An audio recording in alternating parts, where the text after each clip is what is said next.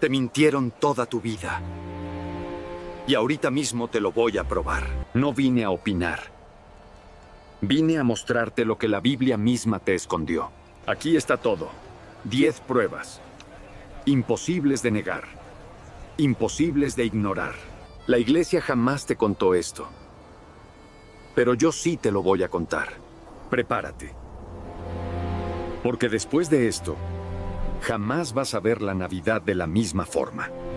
25 de diciembre, nieve en las postales, un pesebre decorado con escarcha. El mundo entero celebra el nacimiento de Jesús en esta fecha desde hace más de 1600 años. Pero, ¿y si esta fecha estuviera equivocada? ¿Y si las propias escrituras revelaran versículo por versículo que el Mesías nació en una época completamente diferente? Las pistas siempre estuvieron ahí, escondidas a plena vista. Lo que vas a descubrir ahora no es teoría conspirativa ni especulación teológica. Son 10 evidencias extraídas directamente de las páginas bíblicas, algunas obvias, otras enterradas en detalles que la mayoría de los lectores jamás ha notado. Y cuando las juntas todas, la imagen que se forma es impresionante, desafía siglos de tradición. Reposiciona todo lo que pensabas saber sobre la noche más sagrada de la historia humana. Todo comienza con un sacerdote anciano, una esposa estéril y un ángel que apareció en el momento más improbable. El Evangelio de Lucas es el más detallado sobre los eventos que rodean el nacimiento de Jesús. Lucas era médico, historiador meticuloso. En el prólogo de su Evangelio, afirma que investigó todo cuidadosamente desde el principio, consultando testigos oculares, verificando hechos, organizando la narrativa en orden cronológico. Y justo en el primer capítulo, Lucas hace algo que parece irrelevante a primera vista. Menciona el turno sacerdotal de Zacarías. Capítulo 1, versículo 5. Zacarías era sacerdote del turno de Abías. Su esposa, Elizabeth, era descendiente de Aarón. Para un lector moderno, esta información parece mero contexto histórico, un detalle genealógico sin importancia práctica, algo que lees rápido y olvidas en el siguiente párrafo. Pero para cualquier judío del siglo I, esta frase cargaba información cronológica precisa, porque los turnos sacerdotales no eran aleatorios. Eran un sistema rotativo establecido 1000 años antes por David. Primer libro de Crónicas, capítulo 24. David organizó a los descendientes de Aarón en 24 divisiones. Cada división servía en el templo por una semana, 2 veces al año. El orden era fijo, inmutable, repetido generación tras generación. 24 turnos cubriendo las 52 semanas del año. Y el turno de Abías era el 8º de la lista. Ahora las matemáticas comienzan a revelar lo que estaba escondido. El año judío religioso comienza en el mes de Nisán, que corresponde aproximadamente a marzo o abril, en el calendario gregoriano moderno.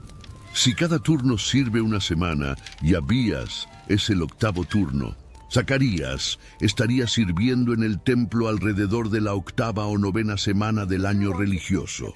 Esto coloca su servicio entre finales de mayo e inicios de junio. Pero hay un detalle adicional que complica y al mismo tiempo refina el cálculo. 3 veces al año, durante las grandes fiestas de peregrinación, los 24 turnos servían juntos: Pascua, Pentecostés y Tabernáculos. Estas semanas interrumpían la rotación normal. Todos los sacerdotes eran necesarios para manejar el volumen masivo de sacrificios y adoradores. Considerando que Pentecostés, también llamada Fiesta de las Semanas o Shavuot, caía 50 días después de la Pascua, entre la 6ª y la 8ª semana del calendario religioso, el turno de Abías probablemente servía justo después de esta fiesta. Esto posiciona a Zacarías en el templo a mediados de junio, posiblemente en la 2ª o 3ª semana del mes. El ángel Gabriel apareció a Zacarías mientras quemaba incienso en el lugar santo. Era el momento más sagrado del servicio diario. El sacerdote elegido por sorteo entraba solo al santuario, colocaba incienso sobre el altar de oro. El humo aromático subía como símbolo de las oraciones de Israel, y fue en ese momento de soledad sagrada que Gabriel se materializó al lado derecho del altar. El ángel anunció que Elizabeth, a pesar de su edad avanzada y años de esterilidad, concebiría un hijo. No cualquier hijo, un profeta que vendría en el espíritu y poder de Elías. Prepararía el camino para el Señor, convertiría corazones. Sería grande delante de Dios. Zacarías dudó, pidió una señal, recibió una que no esperaba, quedó mudo. No podría hablar hasta que la promesa se cumpliera. Terminó su turno de servicio en el templo, incapaz de pronunciar la bendición sacerdotal sobre el pueblo, comunicándose solo por señas. Todos se dieron cuenta de que algo sobrenatural había ocurrido. Lucas, capítulo 1, versículo 23, dice que después de completar los días de su ministerio, Zacarías volvió a su casa. El turno duraba una semana. Sumando el tiempo de viaje entre Jerusalén y la región montañosa de Judea, donde Zacarías vivía, probablemente llegó a casa a finales de junio. Versículo 24 continúa diciendo que pasados esos días, Elizabeth concibió. Si Zacarías sirvió a mediados de junio y Elizabeth concibió poco después de su regreso, el embarazo de Juan el Bautista comenzó entre finales de junio e inicios de julio. Guarda esta fecha, es la primera pieza del rompecabezas, y cada pieza subsiguiente va a encajar con una precisión que desafía la coincidencia. 6 meses después, el ángel Gabriel apareció nuevamente. Esta vez no fue en el templo de Jerusalén, entre cortinas sagradas y humo de incienso. Fue en un pueblo insignificante de Galilea llamado Nazaret, una aldea tan pequeña que ni siquiera aparece en el Antiguo Testamento. Y el destinatario del mensaje no fue un sacerdote anciano de linaje respetable, fue una joven virgen llamada María, probablemente adolescente, prometida a un carpintero llamado José. Lucas, capítulo 1, versículo 26 es específico. En el 6º mes del embarazo de Elizabeth, el ángel Gabriel fue enviado a María. 6º mes, no aproximadamente, no más o menos, 6º mes exacto. Lucas, el médico meticuloso, registra el detalle cronológico con precisión clínica. Si Elizabeth concibió entre finales de junio e inicios de julio, cuenta 6 meses: julio, agosto, septiembre, octubre, noviembre, diciembre. El 6º mes de su embarazo caería entre finales de diciembre e inicios de enero. Fue en ese periodo que el ángel anunció a María que concebiría por el Espíritu Santo. La concepción de Jesús, por lo tanto, ocurrió a finales de diciembre o inicios de enero. Hay una ironía profunda aquí. El mundo celebra el nacimiento de Jesús en diciembre, pero las evidencias bíblicas sugieren que diciembre fue el mes de la concepción, no del nacimiento. La encarnación comenzó en invierno, pero el nacimiento sucedió en otra estación. Ahora súmale 9 meses de gestación humana normal. ¿A dónde nos lleva eso? Enero, febrero, marzo, abril, mayo, junio, julio, agosto, septiembre, entre finales de septiembre e inicios de octubre. Y aquí las cosas comienzan a ponerse extraordinarias, porque ese periodo coincide exactamente con una de las fiestas más importantes del calendario judío, la fiesta de los tabernáculos, en hebreo, Sukkot, en algunas traducciones, fiesta de las cabañas o de las tiendas. Esta fiesta era una de las 3 grandes celebraciones anuales ordenadas por Dios en el libro de Levítico, capítulo 23. Duraba 7 días, comenzando el día 15 del mes de Tishri, que corresponde a septiembre u octubre en el calendario moderno. Era seguida por un octavo día especial, llamado Shemini Atzeret, una asamblea solemne de clausura. Durante Sukkot, todo israelita debía construir cabañas temporales hechas de ramas de palmera, sauce y otras plantas, y habitar en ellas durante una semana entera. Era una celebración de la provisión de Dios durante los 40 años en el desierto, cuando Israel vivió en tiendas, dependiendo enteramente del Señor para comida, agua y protección. Un recordatorio de que Dios había tabernaculado con su pueblo, habitado entre ellos, caminado con ellos por el desierto. Y aquí entra la segunda evidencia, una evidencia lingüística que la mayoría de las traducciones modernas no logra transmitir adecuadamente. El apóstol Juan, escribiendo décadas después de los eventos, escogió una palabra muy específica para describir la encarnación. Juan, capítulo 1, versículo 14. El Verbo se hizo carne y habitó entre nosotros. La palabra griega traducida como habitó en este versículo es eskenosen, y no significa simplemente vivir o residir. Significa literalmente armar tienda, tabernacular, acampar temporalmente. Es la misma raíz de la palabra griega skene, que se usa en la Septuaginta, la traducción griega del Antiguo Testamento, para describir el tabernáculo del desierto y las cabañas de la fiesta de los tabernáculos. Juan no escogió esta palabra por casualidad. Podría haber usado oikeo, que significa habitar en una casa. Podría haber usado katoikeo, que significa establecer residencia permanente, pero escogió eskenosen, armar tienda. Juan está diciendo que el Verbo eterno, que estaba con Dios y era Dios desde el principio, armó su tienda entre la humanidad. Y si Jesús nació durante Sukkot, la declaración de Juan deja de ser solo una bonita metáfora teológica. Se convierte en descripción literal y cronológica.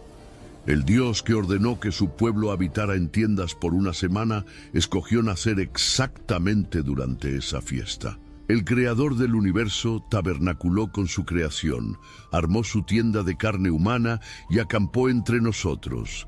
Pero las evidencias no paran ahí, se acumulan, capa sobre capa. Lucas, capítulo 2, describe la noche del nacimiento con detalles que parecen simples en una primera lectura. Pero uno de esos detalles destruye por completo la narrativa de diciembre que el mundo occidental ha construido. Versículo 8.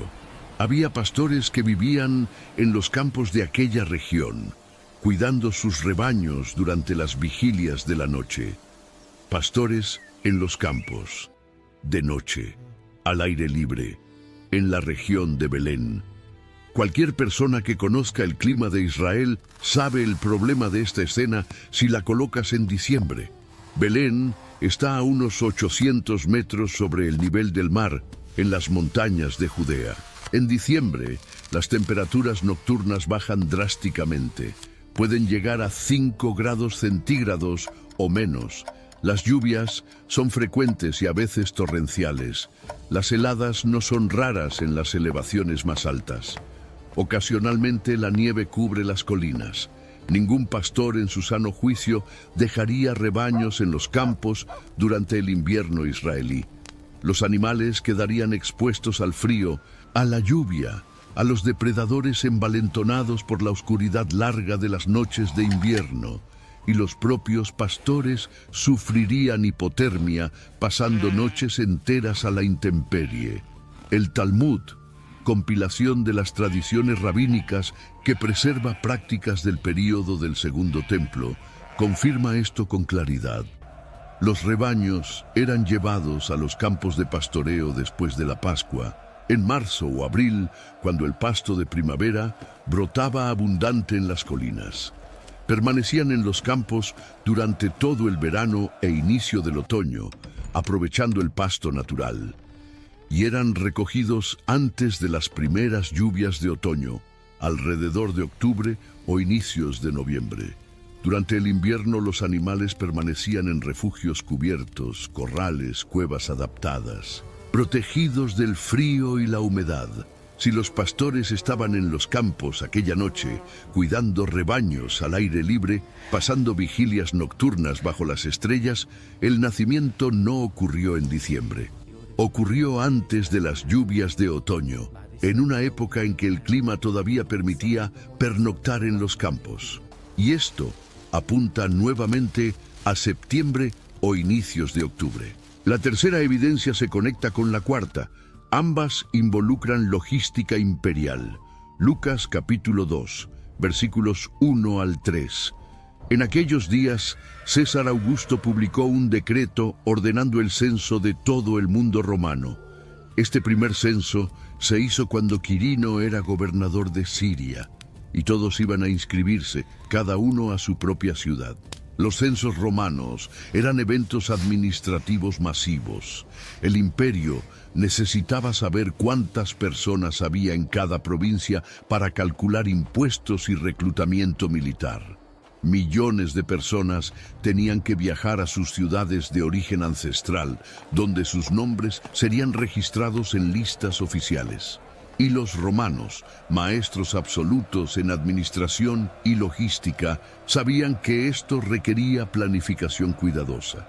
Los caminos necesitaban estar transitables, las posadas necesitaban tener capacidad, la población necesitaba tener recursos para viajar, y el clima necesitaba cooperar. Ordenar un censo en invierno sería un desastre garantizado. Los caminos romanos, por más bien construidos que estuvieran, quedaban lodosos y a veces intransitables durante las lluvias de invierno. Los viajeros enfrentarían frío, enfermedades, mortalidad elevada. La población estaría en el período de menores recursos antes de la próxima cosecha. La resistencia y las quejas serían enormes. Ningún administrador romano competente escogería el invierno para mover millones de personas. Los registros históricos y papiros administrativos de Egipto muestran que los censos romanos eran consistentemente realizados después de la cosecha de verano, cuando los caminos estaban secos y polvorientos. El clima era templado y predecible, y la gente tenía granos almacenados y recursos disponibles para el viaje. Esto significa entre agosto y octubre. José y María viajaron de Nazaret a Belén para el censo. Aproximadamente 150 kilómetros de distancia. Terreno montañoso, subidas y bajadas constantes. Para una mujer en etapa avanzada de embarazo, este viaje tomaría mínimo 5 a 7 días de caminata. Posiblemente más, con paradas frecuentes para descansar. Hacer esto en invierno, con lluvias torrenciales, lodo en los caminos, frío cortante en las noches, sería extremadamente peligroso para una embarazada. El riesgo de aborto, de parto prematuro en el camino, de enfermedades, sería demasiado alto. Pero en el otoño, después de la cosecha, con el clima todavía templado antes de las lluvias de octubre, el viaje sería difícil, pero viable. Todo apunta al otoño. La quinta evidencia involucra astronomía. Y aquí la ciencia moderna confirma lo que las escrituras sugieren. Mateo capítulo 2 menciona que magos del oriente vieron una estrella y la siguieron hasta encontrar al niño. Astrónomos, historiadores y estudiosos han investigado los cielos de aquella época durante siglos, tratando de identificar lo que aquellos magos vieron. Y varias posibilidades emergen, todas apuntando al mismo período. En septiembre del año 7 antes de la Era Común, ocurrió una conjunción triple entre Júpiter y Saturno en la constelación de Piscis. No fue una conjunción cualquiera. Los dos planetas se acercaron 3 veces a lo largo de varios meses, creando un fenómeno visualmente impresionante que habría capturado la atención de cualquier observador entrenado del cielo. Júpiter era conocido en el mundo antiguo como el planeta rey. representaba realeza, autoridad, gobierno divino. Saturno era asociado a Israel en las tradiciones astrológicas babilónicas y persas, y la constelación de Piscis representaba las naciones, los pueblos, el mar de la humanidad. Para observadores entrenados del Oriente, magos persas o babilónicos versados en astronomía y profecías antiguas, esta combinación sería señal inequívoca. Un rey nacería en Israel y su dominio se extendería sobre todas las naciones. Pero hay otra posibilidad aún más impresionante. En septiembre del año 3, antes de la Era Común, Júpiter entró en conjunción con Régulo, la estrella más brillante de la constelación de Leo. Régulo significa pequeño rey en latín. Era considerada la estrella real por excelencia, y Leo era el símbolo de la tribu de Judá desde las bendiciones de Jacob en Génesis 49. Jacob, al bendecir a sus 12 hijos, dijo sobre Judá: «El cetro no se apartará de Judá, ni el legislador de entre sus pies, hasta que venga Silo». Era profecía mesiánica clara. El rey definitivo vendría del linaje de Judá. Jesús era de la tribu de Judá a través de José y María. El león de la tribu de Judá, como Apocalipsis 5 lo llama. Júpiter, el planeta rey, encontrándose con Régulo, la estrella del pequeño rey, en la constelación del león de Judá. En septiembre, las coincidencias se acumulan hasta dejar de ser coincidencias y comienzan a parecer diseño deliberado. La sexta evidencia regresa a las fiestas judías y requiere que entiendas un principio fundamental sobre cómo Dios opera en la historia sagrada. Cada fiesta ordenada en el Antiguo Testamento no era solo celebración memorial, era profecía representada, sombra de realidades futuras, ensayo de lo que Dios haría cuando la plenitud de los tiempos llegara.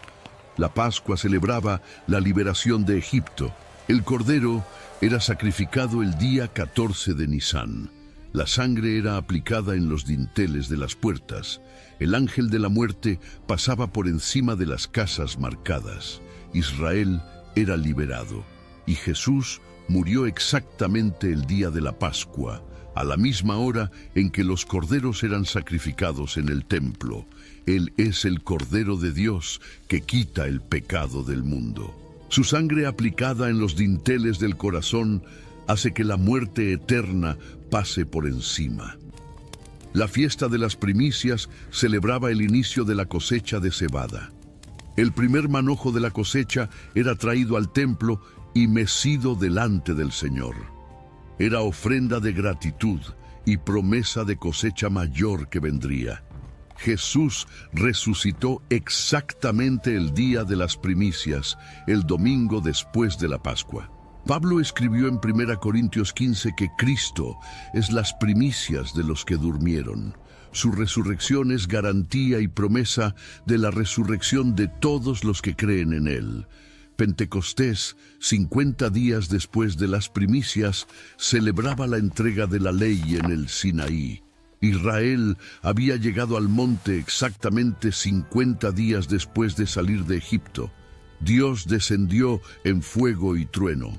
La ley fue dada, la nación fue constituida y el Espíritu Santo descendió sobre los discípulos exactamente el día de Pentecostés, en Hechos 2. Lenguas de fuego, sonido de viento recio. La ley que antes estaba en tablas de piedra, ahora sería escrita en corazones de carne. El patrón es innegable. Dios cumple sus promesas en las fechas exactas que Él mismo estableció siglos antes. Las fiestas son el calendario profético de Dios. Entonces aquí está la realidad que lo cambia todo. Si la muerte de Jesús cumplió la Pascua, si la resurrección cumplió las primicias, si la venida del Espíritu cumplió Pentecostés, no sería lógico, no sería consistente con el patrón divino que el nacimiento de Jesús también cumpliera una fiesta específica. La fiesta de los tabernáculos todavía no ha tenido su cumplimiento profético completo y final. Muchos estudiosos creen que apunta al reino milenial, cuando Dios habitará visiblemente con la humanidad, cuando la gloria divina llenará la tierra como las aguas cubren el mar. Pero el inicio de ese habitar, el primer cumplimiento de la fiesta, bien pudo haber ocurrido cuando el Verbo se hizo carne y armó su tienda entre nosotros, en Sucot, en septiembre u octubre, en la época exacta que las evidencias indican. La séptima evidencia es textual y lingüística, y está escondida en una palabra que la mayoría de las traducciones modernas no logra preservar adecuadamente. Lucas, capítulo 2, versículo 7. María dio a luz a su hijo primogénito, lo envolvió en pañales y lo acostó en un pesebre porque no había lugar para ellos en la posada. La palabra griega traducida como posada en este versículo es kataluma y aparece solo 2 veces más en el Nuevo Testamento. Una en Marcos 14, versículo 14, y otra en Lucas 22, versículo 11. En ambos casos, Jesús instruye a los discípulos a preparar la Pascua en el kataluma de una casa en Jerusalén, el aposento alto, la habitación de huéspedes. Kataluma no significa posada comercial, significa habitación de huéspedes, cuarto extra en una residencia privada, espacio reservado para visitas. La palabra griega para posada comercial, hospedaje de pago, es pandocheion. Es exactamente la palabra que Lucas usa en la parábola del buen samaritano, en Lucas 10, versículo 34, cuando el hombre herido es llevado a una posada y el samaritano paga al posadero por el cuidado. Lucas era educado. Conocía el griego con fluidez. Sabía la diferencia entre las palabras. Si hubiera querido decir que no había lugar en la posada comercial, habría usado pandocheion, pero usó kataluma, habitación de huéspedes. Esto cambia completamente la escena tradicional de la Navidad. José y María no fueron rechazados por un cruel posadero que les cerró la puerta en la cara a una embarazada. No anduvieron de posada en posada escuchando «no hay cuartos» repetidamente. Probablemente fueron recibidos por parientes en Belén, la ciudad ancestral de la familia de José, la ciudad de David, de donde José descendía. Pero la habitación de huéspedes de la casa estaba ocupada. Tal vez por otros familiares que también vinieron para el censo. Tal vez por peregrinos que llegaron antes. ¿Y dónde dio a luz María? En el piso inferior de la casa, donde los animales domésticos eran guardados durante la noche para protección y calefacción. No era un establo separado. Era parte de la estructura residencial común en la Judea del siglo I. Muchas casas tenían 2 niveles. Familia arriba, animales abajo. El calor de los animales subía y calentaba el piso superior. Pero aquí está la conexión crucial con Sucot. Durante la fiesta de los tabernáculos, las habitaciones de huéspedes de toda Jerusalén y ciudades vecinas como Belén quedaban absolutamente saturadas. Era una de las 3 fiestas de peregrinación obligatoria. Todo hombre israelita adulto debía subir a Jerusalén. Miles, posiblemente cientos de miles de peregrinos llenaban la región. Todos los kataluma estaban ocupados. Familias extensas se apretujaban en casas pequeñas. Si Jesús nació durante Sucot, tiene perfecto sentido que no hubiera lugar en la habitación de huéspedes. La fiesta atraía multitudes inmensas. Y la familia que recibió a José y María ya tenía otros huéspedes ocupando el espacio disponible. La octava evidencia conecta a Juan el Bautista directamente con el calendario profético. Si sigues la cronología establecida por los turnos sacerdotales de Zacarías, Elizabeth concibió a Juan el Bautista a mediados de junio. 9 meses de gestación después, Juan nació a mediados de marzo. Esto coincide exactamente con la época de la Pascua judía. Y aquí hay algo extraordinario que pocos notan. El profeta Malaquías, el último profeta del Antiguo Testamento, cierra sus profecías con una promesa específica. Capítulo 4. versículos 5 y 6. He aquí, yo os envío al profeta Elías antes que venga el día grande y terrible del Señor. Él hará volver el corazón de los padres hacia los hijos y el corazón de los hijos hacia los padres. Jesús confirmó en Mateo 11, versículos 13 y 14, que Juan el Bautista era el Elías que había de venir. Si ustedes quieren aceptarlo, él es el Elías que había de venir. Y durante el Seder de Pascua, la cena ceremonial de la fiesta, los judíos hasta hoy reservan una silla vacía y una copa llena de vino para Elías. La puerta de la casa se abre simbólicamente para que Elías pueda entrar. La tradición judía enseña que Elías regresará durante la Pascua para anunciar la venida del Mesías. Si Juan el Bautista, el Elías que había de venir, nació durante la Pascua, el cumplimiento simbólico es extraordinariamente preciso. El nuevo Elías llegó exactamente cuando era esperado, exactamente cuando la tradición judía lo aguardaba. Y 6 meses después, durante Sucot, nació aquel para quien Elías prepararía el camino. El Mesías, el Cordero de Dios, el Rey de Israel. La novena evidencia viene del propio significado teológico de la fiesta y sus conexiones con el templo de Dios. Sucot significa cabañas o tabernáculos, pero la raíz hebrea de la palabra Shin Kaf Nun carga un significado mucho más profundo. Está conectada a la idea de cobertura, protección, habitación de la presencia divina. Shekinah, la gloria manifiesta de Dios, viene de la misma raíz. El tabernáculo del desierto, la tienda sagrada donde la presencia de Dios habitaba entre Israel durante los 40 años de peregrinación, usaba una palabra relacionada, Mishkan, lugar de habitación, lugar donde la gloria se establece. Y cuando Salomón finalmente construyó el templo permanente en Jerusalén, escogió dedicarlo exactamente durante la fiesta de los tabernáculos. Primer Reyes, capítulo 8. El templo quedó terminado en el mes de Bul, el 8º mes. Pero Salomón esperó hasta Sucot, en el 7º mes del año siguiente, para la ceremonia de dedicación. Y lo que ocurrió en aquella dedicación fue abrumador. La gloria de Dios llenó el templo. Una nube tan densa, tan pesada, tan tangible que los sacerdotes no podían permanecer de pie para ministrar. Tuvieron que salir. La presencia era demasiado intensa para que seres humanos la soportaran. Dios estaba tabernaculando con su pueblo de forma visible, física, aplastante. Y ahora, siglos después, en aquella noche en Belén, Dios estaba haciendo algo aún mayor, infinitamente mayor. No habitaría en un edificio de piedras cortadas y cedros del Líbano. Habitaría en carne humana. El Verbo se hizo carne. El templo verdadero nació, Emmanuel.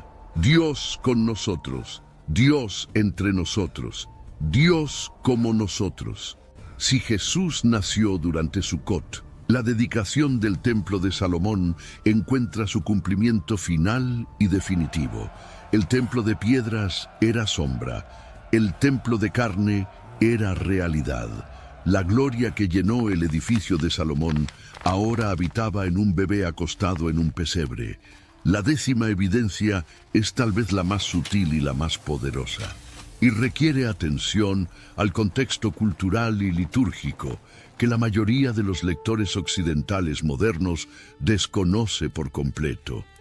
Durante Sucot, los judíos no solo construían cabañas y habitaban en ellas por una semana, realizaban rituales específicos en el templo que apuntaban proféticamente al Mesías venidero. Rituales que Jesús cumplió de manera dramática y pública. Uno de ellos era la ceremonia de la libación del agua, llamada Nisuk Hamayim en hebreo. Todos los 7 días de la fiesta, al amanecer, un sacerdote bajaba la colina del templo hasta el estanque de Siloé, en la parte baja de Jerusalén. Llenaba un jarro de oro con agua fresca de la fuente. subía de regreso al templo en procesión solemne, acompañado por multitudes que cantaban y tocaban instrumentos. En el atrio del templo, el sacerdote subía la rampa del altar. 2 tazones de plata esperaban en la cima. El sacerdote derramaba simultáneamente el agua en un tazón y vino en el otro.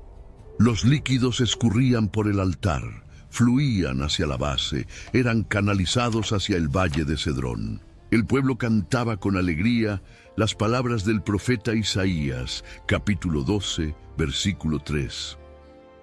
Sacarán aguas con gozo de las fuentes de la salvación. Era celebración de la provisión de Dios en el desierto, cuando agua milagrosamente brotó de la roca para saciar la sed de Israel. Pero era también súplica por las lluvias de otoño que vendrían después de la fiesta para regar las plantaciones de invierno. Y era, además, esperanza mesiánica.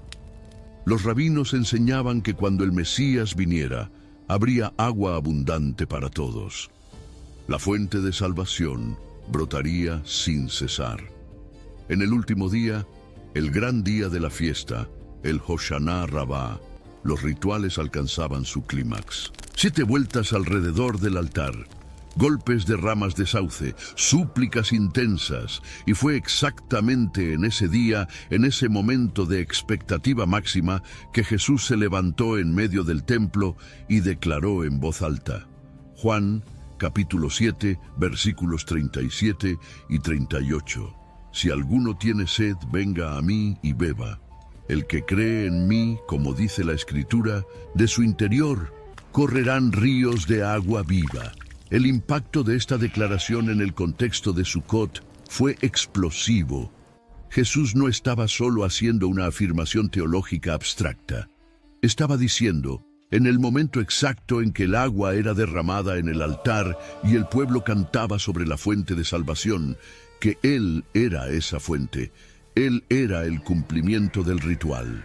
Él era la roca de donde fluye agua en el desierto. Él era lo que Israel esperaba. Si Él nació durante esa fiesta y décadas después reveló su significado durante la misma fiesta, el ciclo se completa con perfección divina. Lo que comenzó en un pesebre en Belén encontró su explicación en el templo de Jerusalén. El bebé de la fiesta de los tabernáculos creció para proclamar el verdadero significado de los tabernáculos.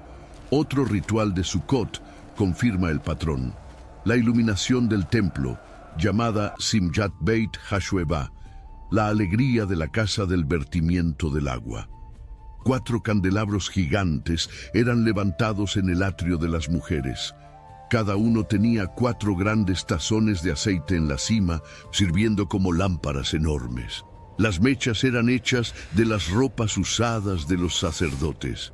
Cuando eran encendidos, estos candelabros lanzaban luz tan intensa que, según el Talmud, iluminaba cada patio de Jerusalén.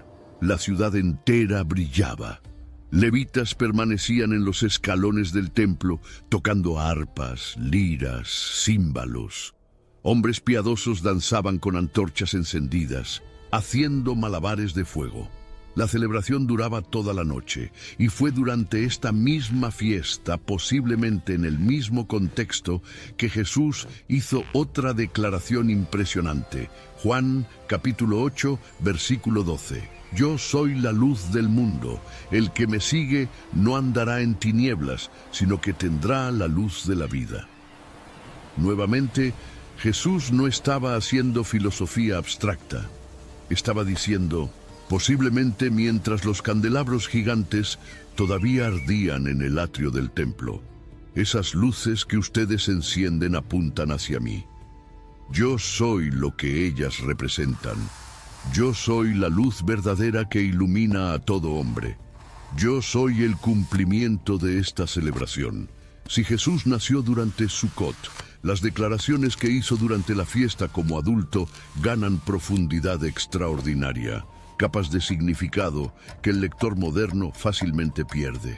Él estaba revelando el significado de la fiesta en que había nacido. Estaba mostrando que toda la liturgia de Sukkot apuntaba hacia él desde el principio. Las evidencias se acumulan. Los turnos sacerdotales de Zacarías apuntan a servicio en junio. La concepción de Juan el Bautista a mediados de junio lleva al nacimiento en marzo, durante la Pascua. La anunciación a María en el 6º mes de Elizabeth cae en diciembre o enero. 9 meses de gestación terminan en septiembre u octubre. Los pastores en los campos confirman que no era invierno. El censo confirma que era después de la cosecha. Los fenómenos astronómicos apuntan a septiembre. La fiesta de los tabernáculos cae exactamente en ese periodo. La palabra de Juan sobre tabernacular tiene sentido literal. Los rituales de Sucot encuentran cumplimiento preciso en las declaraciones públicas de Jesús. 10 evidencias, todas apuntando hacia la misma dirección, todas convergiendo en el mismo periodo, todas sugiriendo que el mundo celebra en la fecha equivocada. Pero entonces surge la pregunta inevitable que no puede ser ignorada. Si Jesús no nació el 25 de diciembre, ¿por qué el mundo entero celebra en esa fecha desde hace tantos siglos? La respuesta está en la historia eclesiástica, no en las Escrituras. Durante los primeros 3 siglos de la Iglesia no existe ningún registro confiable de celebración del nacimiento de Jesús en fecha específica. Los cristianos primitivos se enfocaban intensamente en la resurrección, no en el nacimiento. La Pascua cristiana era la celebración central del año litúrgico. El nacimiento era secundario. Varios escritores cristianos antiguos especularon sobre posibles fechas. Clemente de Alejandría, alrededor del año 200, mencionó que algunos proponían 20 de mayo, otros 19 de abril. Hipólito de Roma sugirió 25 de marzo, que sería también la fecha de la crucifixión en su cálculo. Nadie mencionaba diciembre. Fue solo en el siglo IV, después del Edicto de Milán en 313, que el cristianismo dejó de ser religión perseguida y comenzó a institucionalizarse bajo protección imperial. Y fue en ese contexto que surgió la necesidad práctica de establecer una fecha oficial para celebrar el nacimiento del Mesías. 25 de diciembre ya era fecha de celebración importante en el mundo romano. Era el festival del Sol Invictus, el Sol Invencible, instituido por el emperador Aureliano en 274. Marcaba el solsticio de invierno en el calendario juliano, el punto en que los días dejaban de acortarse y comenzaban a alargarse. El sol parecía renacer. La luz vencía a las tinieblas. Algunos líderes de la Iglesia vieron un paralelo teológico útil. Jesús era el sol de justicia, profetizado por Malaquías, capítulo 4, versículo 2. Era la luz verdadera que alumbra a todo hombre que viene al mundo, según Juan capítulo 1. Adoptar la fecha del festival solar sería forma estratégica de sustituir una festividad pagana por celebración cristiana. Los romanos ya estaban acostumbrados a celebrar ese día. Ahora celebrarían algo diferente. En 336, la Iglesia en Roma oficializó el 25 de diciembre como fecha de la Natividad. El primer registro de esta celebración aparece en el cronógrafo de 354. La decisión era pragmática y misionera, no basada en evidencia bíblica o tradición apostólica. Y a lo largo de los siglos siguientes, las tradiciones fueron acumulándose. Árboles de Navidad vinieron de costumbres germánicas. Santa Claus evolucionó de San Nicolás. Regalos, nieve artificial, renos, chimeneas. Una narrativa cultural que poco tiene que ver con la Belén del siglo I, con pastores en campos de otoño, con una fiesta judía de cabañas. Esto no significa que celebrar en diciembre sea incorrecto o pecaminoso. La fecha exacta del nacimiento no es doctrina esencial de salvación. No determina destino eterno. Cristianos sinceros pueden honrar a Cristo en cualquier fecha del calendario. Lo importante es honrar a Cristo, no la fecha.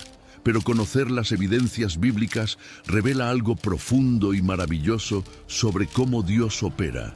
Él no deja nada al azar, no improvisa, no trabaja con coincidencias aleatorias. Los turnos sacerdotales fueron establecidos 1000 años antes por David para que, cuando llegara la plenitud de los tiempos, cuando el ángel apareciera a Zacarías en el templo, la cronología encajara perfectamente y apuntara hacia la fecha exacta. Las fiestas fueron ordenadas por Dios a través de Moisés siglos antes de Cristo, para servir como sombras proféticas de lo que estaba por venir. Cada detalle calculado, cada elemento significativo. Dios es meticuloso, Dios es preciso, Dios es intencional. Cada detalle de las Escrituras carga información para quien tiene ojos para ver. Cada nombre, cada número, cada referencia aparentemente irrelevante puede esconder revelación extraordinaria para quien tiene paciencia de investigar, humildad de aprender, disposición de cuestionar tradiciones a la luz de la palabra. Los escribas del siglo I conocían los turnos sacerdotales de memoria. Sabían calcular fechas por el calendario lunar hebreo. Entendían las conexiones entre fiestas y profecías. Para ellos, las evidencias que acabamos de explorar serían obvias. Serían lectura natural del texto, pero el conocimiento se perdió a lo largo de los siglos. La Iglesia se alejó de sus raíces judías. Gentiles que no conocían el calendario hebreo se volvieron mayoría. El calendario romano sustituyó al calendario bíblico. Tradiciones eclesiásticas sustituyeron la investigación de las Escrituras. Y las pistas que estaban a la vista de todos quedaron enterradas bajo capas de costumbre, bajo siglos de repetición, bajo la inercia cómoda del siempre fue así. Hasta ahora. Las evidencias se acumulan. Los turnos sacerdotales, los pastores en los campos, las fiestas judías, la estrella en el cielo, las palabras griegas precisas, los rituales del templo. Todo apunta hacia una época específica, muy distante del invierno romano que el mundo celebra. Pero aquí está la verdad que trasciende calendarios y debates cronológicos. Dios no pidió que conmemoráramos una fecha, pidió que reconociéramos a una persona. El profeta Isaías escribió, 700 años antes del evento, que un niño nos sería nacido. Un hijo nos sería dado, y el principado estaría sobre su hombro. Su nombre sería Admirable Consejero, Dios Fuerte, Padre Eterno, Príncipe de Paz. Miqueas profetizó que de Belén Efrata, pequeña para estar entre los millares de Judá, saldría aquel cuyas salidas son desde el principio, desde los días de la eternidad. La fecha importa para la historia. Satisface curiosidad legítima, revela la precisión extraordinaria de Dios, muestra que cada detalle fue planeado. Pero lo que cambia vidas no es saber cuándo Él nació, es saber que Él nació por ti,